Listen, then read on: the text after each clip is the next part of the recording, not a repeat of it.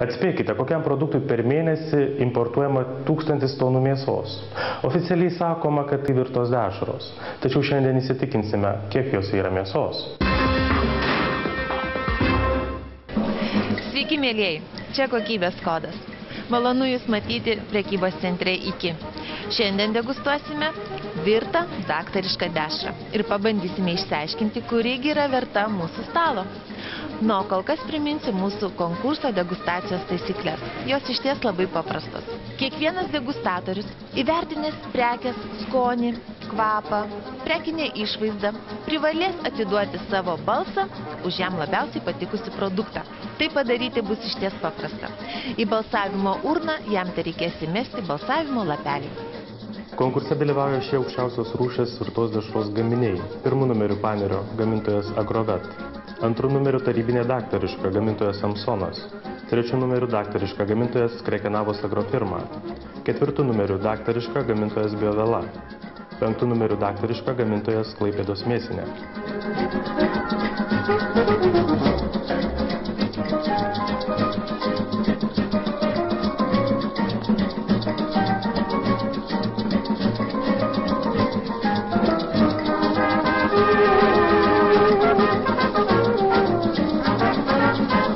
Penkta yra skaniausia, tie prieskoniai labiausiai jaučiasi, o ši nelabai ketvirta. Kodėl? Tai yra, skonio tokio nėra, kažkokio išskirtinių skonių nėra, visas yra vienodai.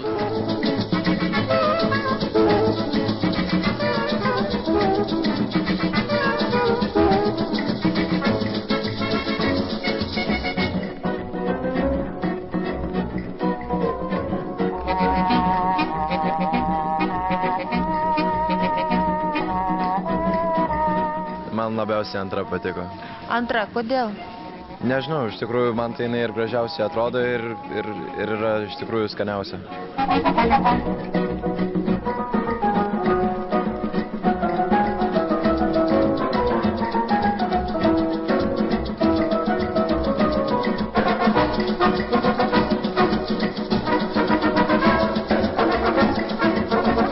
Už antrą tikriausiai irgi labiausiai patiko. Skaniausia buvo. Kaip kvapas? Kvapą tai, nežinau, neužuodžiu. O į prekinę išvaizdą? Gražiausiai, ko gero, atrodo antra irgi. O kodėl kitos nepatiko? Net nežinau, gal iš išvaizdos nepatiko trečia galbūt, o kitos tai ketvirtos kažkoks keistas skonis pasirodė, kitas galbūt prieskonių buvo per daug arba per mažai, man antra atrodė skaniausia.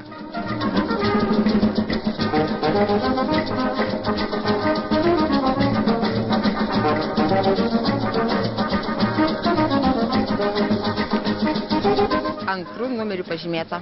Kodėl? Skalsiausia. Kaip kvapas, prekinė išvaizda? Kvapas skanus, prekinė išvaizda, tuoj. Čia supjaustyta, bet gražiai atrodo. Jos visos gražios. Šiaip sakyčiau, gal penkta. Kodėl? Pagal skonį aštrių nelabai mėgstu, tos šviesesnės, nežinau kaip jos vadinasi, bet šiaip sau man penkta labiausiai patiko.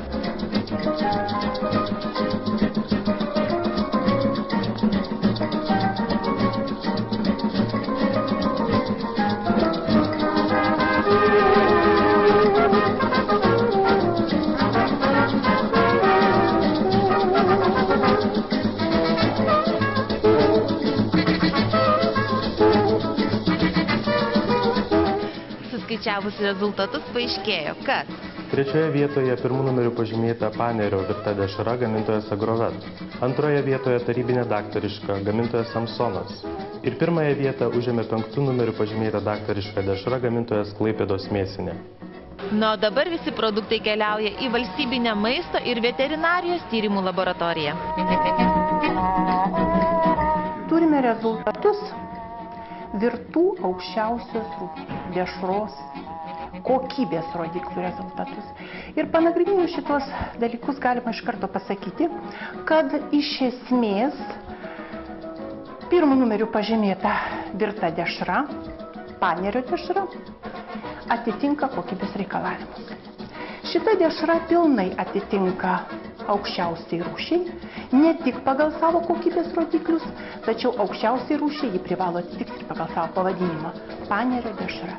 Yra tam tikrų pavadinimų dešros, kurių rūšis būtinai turi būti aukščiausia rūšis. Antrų numerių paminėta yra tarybinė daktariška dešra, ji taip pat aukščiausios rūšies virta dešra. Jos drėgmės kiekis atitinka kokybės reikalavimus aukščiausios rūšies mėsos gaminių, riebalų kiekis atitinka ir mėsos baltymų be kolageno kiekis, tai yra grynos mėsos.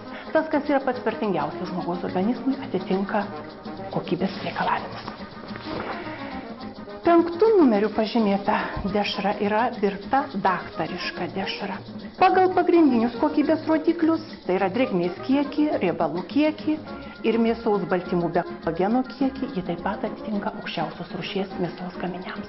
Tačiau pagal krakmolo kiekį jau yra netitikimas ir labai nemažas netitikimas, kadangi taisyklės reikalauja, teisės aktai reikalauja, kad aukščiausios rūšies mėsos gaminiuose nebūtų kažkokių tai kitų maisto medžiagų išskyrus mėsos. Tai yra krakmolas. Tai yra medžiaga, kurios tikrai neturi būti aukščiausios rūšies mėsos gaminiuose, o jos čia yra beveik, galima sakyti, jeigu su paklaida, iki 2%. Kadangi ženklinime tos tikrai nėra pažymima ir jau toks gaminys turi būti pirmos rūšies, antros rūšies, priklauso nuo to, kiek yra to krakmolo. Krakmolas kaip po toks neduoda kažkokių ypatingų skoninių savybių, nors kai kada žmonės gali sakyti, kad tarytum pats mėsos gaminys yra kaip beskonis. Tai gali būti ir krakmolo priežastis. Labai svarbu, ypatingai gamintojams yra svarbu, tai atpigina produktą. Mėsos baltymų be kolageno kiekis yra 12%, kitoj yra 11%, jeigu imam antrų numerių pažymėtoje dešroje yra 12%, pirmų numerių pažymėtoje dešroje yra beveik 14% ir 5 numerių pažymėtoje dešroje yra 11%. Tai yra vienas iš svarbiausių kokybės rodiklių. Jis nurodo, kiek labai geros ir kokybiškos mėsos turi būti įdėta, kad ta dešra joje būtų daug baltymų. Šitas rodiklis tiesiog pasako, kokios kokybės buvo panaudota žaliava. Jeigu yra aukščiausios rūšies mėsos gaminys, tai tik pats gamintojas gali žinoti, kad jis įdėjo kažko to, ko nereiktų uždėti. Mėsos pakaitalų ar mėsos užpildų. O iš tikrųjų, kada įmama tyrimais, tai labai retai, kada tyriama aukščiausios rūšies mėsos gaminiuose krakmolas. Kam jį tirti, jeigu jo faktiškai neturi būti? Po specialistų tyrimo finaliniai rezultatai tokie. Antroje vietoje pirmų numerių pažymėta panerio gamintojas Agrovet ir pirmoje vietoje tarybinė daktariška gamintojas Samsonas. Sveikiname nugalėtojus.